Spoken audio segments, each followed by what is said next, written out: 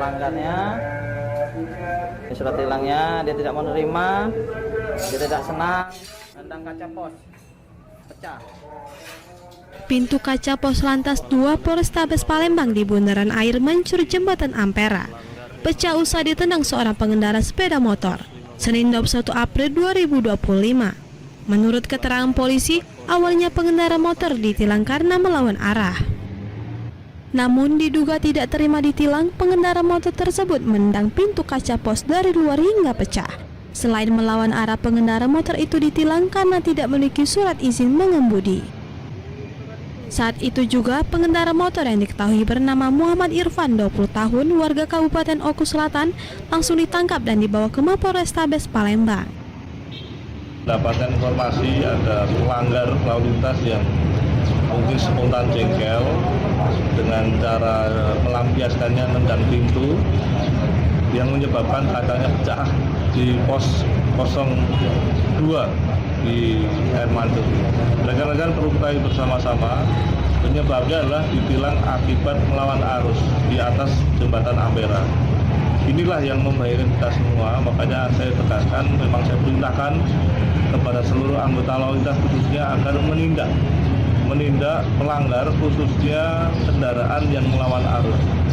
Yang kedua, etika pengguna kendaraan tidak bagus, sehingga seolah Palembang tidak bisa diatur. Anggota Polantas Polrestabes telah membuat laporan ke SPKT Polrestabes Palembang dan pengendara motor tersebut terancam pasal 406 KUHP tentang pengerusakan barang milik orang lain dengan ancaman kurungan 2 tahun penjara. Dari Palembang, Muhammad David, iNews melaporkan. Limbah PT ASL. Sempat viral di beberapa media sosial, ribuan ikan mati diduga akibat limbah perusahaan di Desa Beringin, Kecamatan Lubai. Dalam video amatir warga ini terlihat warga mendapatkan ikan dalam kondisi tidak normal bahkan mati. Peristiwa ini membuat Bupati Muara ini mengecek langsung lokasi karena menilai kejadian ribuan ikan mati pasti ada penyebabnya.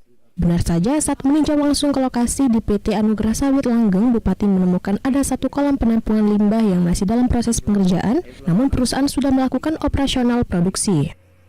Diduga hal ini menjadikan limbah sisa produksi yang belum bersih mengalir ke sungai. Jadi beberapa hari ini kan heboh di medsos ya, tentang banyaknya ikan-ikan yang mati, ya kan? Dari masyarakat itu mengekspos medsos itu. Oleh karena itu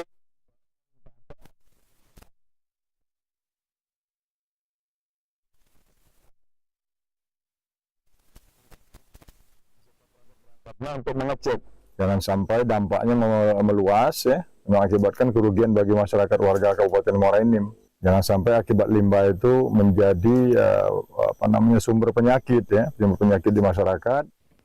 Usai melakukan sidak ke lokasi perusahaan, Bupati meminta dinas terkait mengambil sampel guna diuji di laboratorium.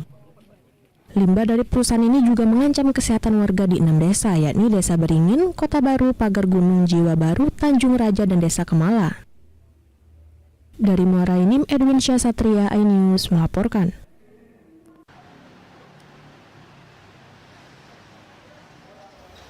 Didampingi suaminya, PG, wanita berusia 35 tahun ini memenuhi panggilan penyidik Subdit 4 Renakta di Treskrimum Polda Sumatera Selatan atas kasus dugaan pelecehan yang menimpa dirinya. Korban melaporkan SU yang bekerja sebagai Dewas BPJS Kesehatan Republik Indonesia yang tak lain paman dari suaminya sendiri. PG sudah melapor Oktober 2024 lalu dan saat ini polisi masih melengkapi barang bukti. Dari keterangan korban, kejadian bermula saat dirinya di Palembang sedang pulang ke rumah orang tuanya. Diketahui korban tinggal di Jogja bersama suaminya. Sedangkan terlapor berada di Palembang dalam rangka perjalanan dinas dan menginap di salah satu hotel di Jalan R. Sukamto, Palembang. Korban dihubungi saksi RL, bibi dari suaminya, dan mengatakan SU sedang berada di Palembang. Korban diminta datang ke hotel karena saksi RL juga berada di hotel.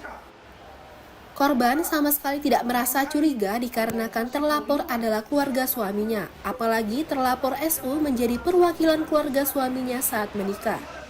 Saat di hotel, korban diminta masuk ke kamar. Di dalam kamar, korban bertemu dengan saksi RL dan juga terlapor. Tidak lama berbincang, saksi RL keluar dari kamar. Korban bermaksud menyusul keluar, namun tangannya dipegang terlapor.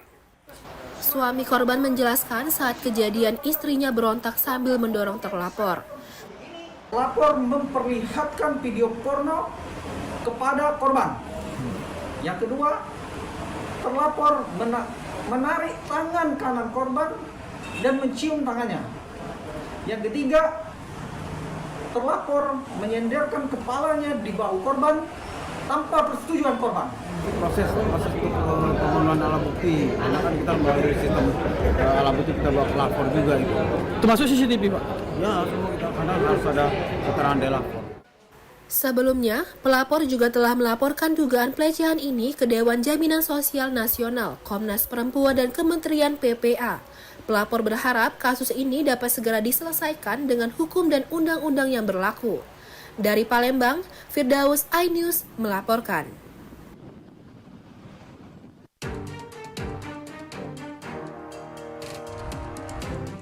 Viral di media sosial, seorang wisatawan asal Tangerang diketuk biaya hingga Rp600.000 saat menaiki delman berkeliling bersama keluarganya di kota Bandung, Jawa Barat. Dalam unggahan video, wisatawan tersebut awalnya tawarkan harga Rp150.000 untuk menaiki wisata delman.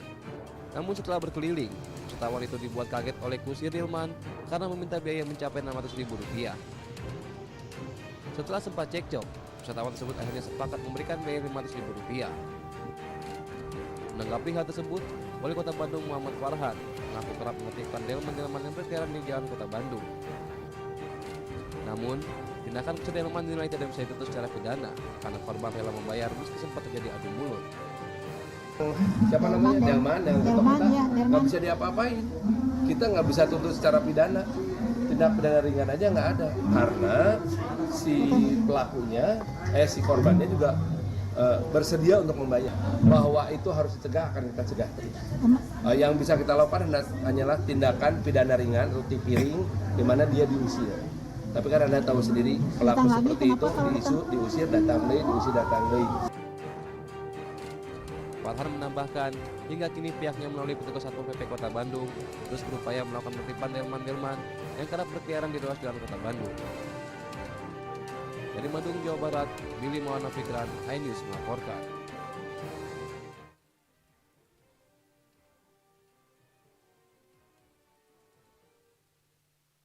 Emang ya parkir gitu? Ayah 200.000 sok.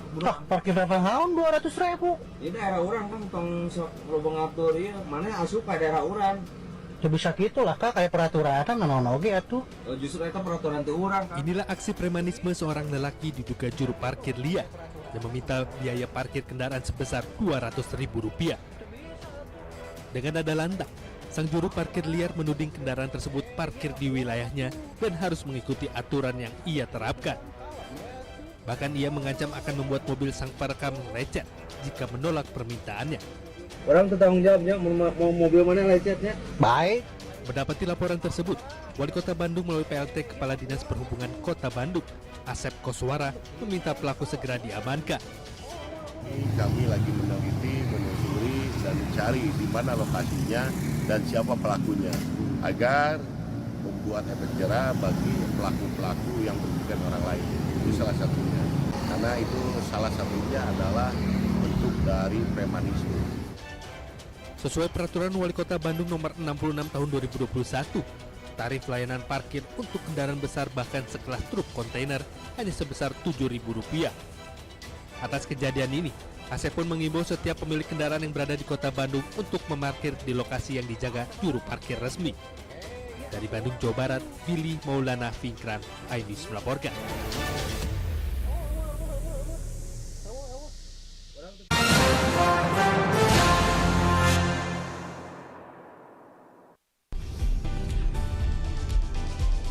Atika Hasiholan yang lagi seneng banget karena ibunda Ratna Sarumpait akhirnya bebas bersyarat. Kali ini Ruben akan melaporkan oknum yang dianggap menghina Betan dan Thalia Onsu. Digelar di kediaman Jennifer, pasangan ini sampai merogoh kocek ratusan juta rupiah demi menggelar pesta meriah.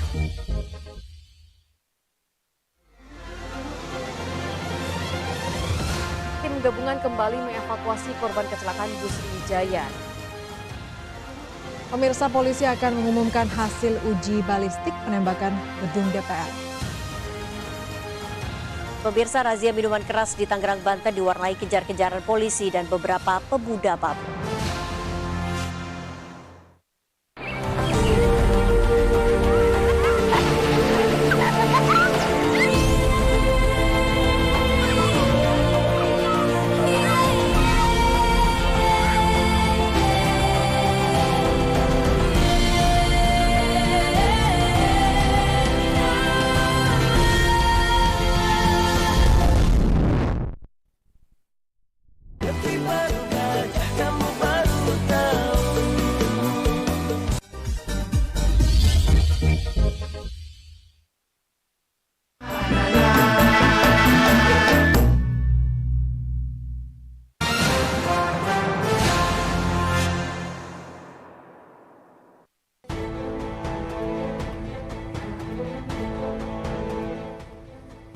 Gubernur Jawa Barat Deddy Mulyadi kembali menjadi sorotan.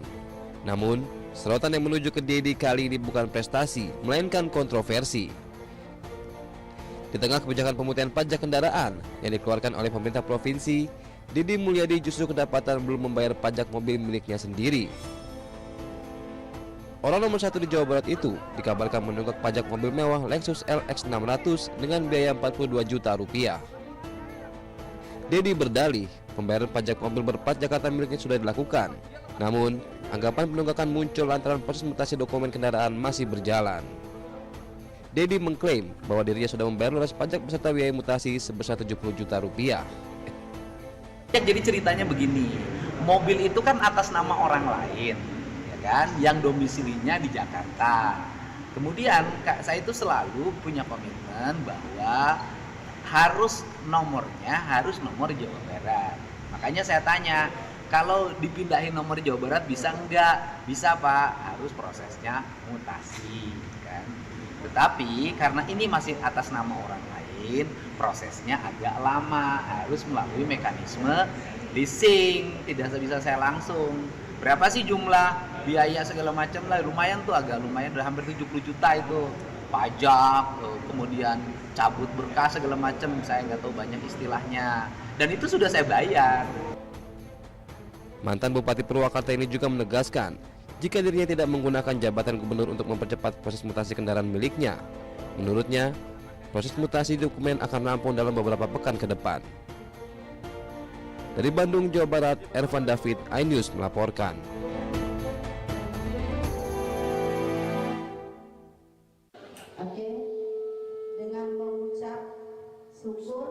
Next 15 dapat menjadi salah satu aplikasi pilihan di tengah sulitnya ekonomi saat ini. Para pemilik akun aplikasi ini mengaku telah meraih pendapatan rupiah yang cukup untuk memenuhi kebutuhan sehari-hari.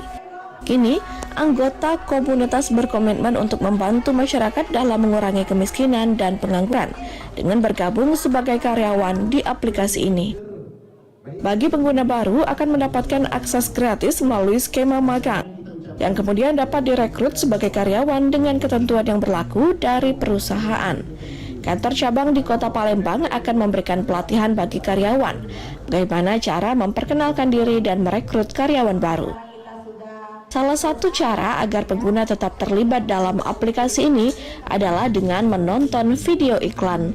Bagi karyawan yang berhasil merekrut member baru akan mendapatkan bonus serta peningkatan penghasilan. Usaha kita tahun ini kita punya target 1 juta karyawan di Indonesia, memberantas kemiskinan dan pengangguran.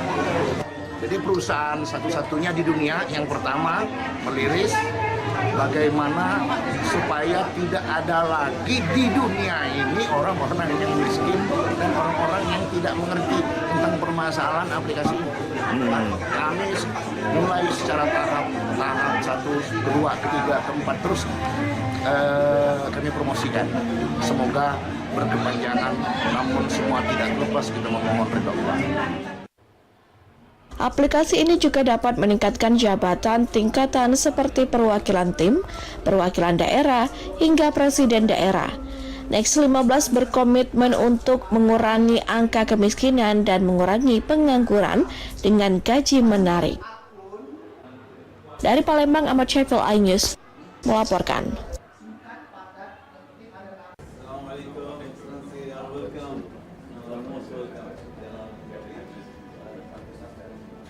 Dirjen Imigrasi Kerajaan Arab Saudi, Saleh Saad Al-Mirba, mengatakan kunjungannya ke Jakarta adalah untuk melihat langsung layanan fast track bagi jamaah haji Indonesia dalam rangka mensukseskan ibadah haji 2025. Fast track merupakan bentuk perhatian serius kerajaan terhadap pelayanan ibadah haji. Program ini dirancang untuk mengurangi kelelahan jemaah serta mempercepat alur kepulangan barang dan proses kedatangan di Tanah Suci. كان سكنهم وهذا كله التنظيم لاقى استحسان كثير من الحجاج، ولذلك يعني حكومة المملكة العربية السعودية الحمد لله والمسؤولين والقائمين وفريق العمل القائم بهذه المبادرة يهتم اهتمام كبير بالجوانب التفصيلية لهذه المبادرة ويسعى إلى استمرارها إن شاء الله وتطويرها في المستقبل إن شاء الله. Pemerintah Indonesia menyebut baik program ini dan menargetkan perluasan layanan ke daerah lain. Namun Menteri Agama Nasaruddin Umar menekankan proses pengembangan dilakukan secara bertahap karena sistem ini membutuhkan kesiapan teknologi dan integrasi data calon jamaah yang ketat. Saat ini layanan fast track baru tersedia di 3 embarkasi, namun Kementerian Agama menargetkan perluasan ke Medan dan Makassar. Kita bekerja sama dengan Kementerian Dalam Negeri, kan yang paling berat dalam fast track itu kan mengidentifikasi calon itu ya. Ada pemalsuan berkas. Nah, nanti kalau kita menggunakan IT akan datang, maka itu semuanya akan lebih mudah fast track itu. Dan saya kira juga kita akan mengupgrade, Saudi Arabia juga nanti akan mengupgrade, kami juga mengupgrade sehingga dengan akan terjadi kemudahan. Tahun ini enggak. Ya, karena kami tahu diri bahwa kami tidak mau merepotkan Saudi Arabia ya. Karena kalau kami pasarkan sekarang yang repotkan Saudi. Tugas kami tidak akan merepotkan pemerintah Saudi. Kami akan meringankan bebannya Saudi. Fast track menjadi bentuk sinergi dua negara dalam memberikan pelayanan terbaik ibadah haji 2025. Dengan penguatan sistem dan kerjasama lintas negara, Indonesia berharap seluruh jamaah nantinya bisa menikmati proses keberangkatan yang cepat, aman, dan nyaman. Dari Jakarta, Wenda Nura, Auliansyah, iNews melaporkan.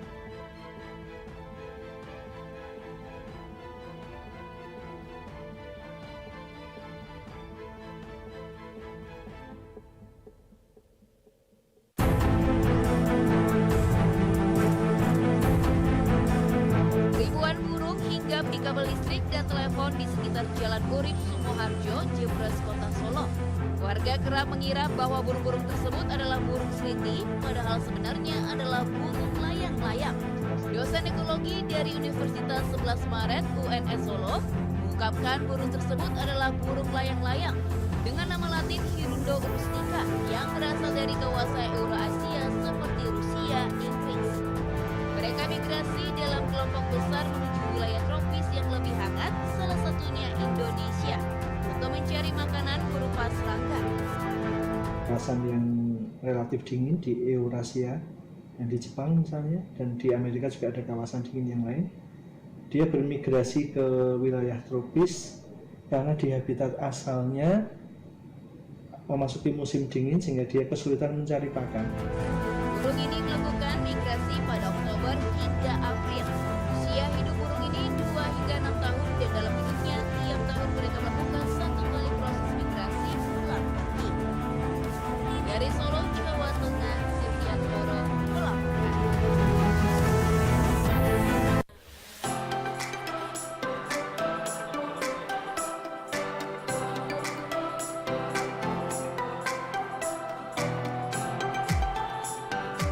Sekarang kita lagi ada di Blok M, tempatnya Gen Z, tapi ada makanan Palembang namanya mie celor. Nih dia, tuh. Langsung aja ya sobat makan, serbu makan, borong, let's go. Mie celor selalu diburu pecinta kuliner Palembang karena mampu mengobati rindu makanan khas Palembang dengan rasa yang bikin ketagihan.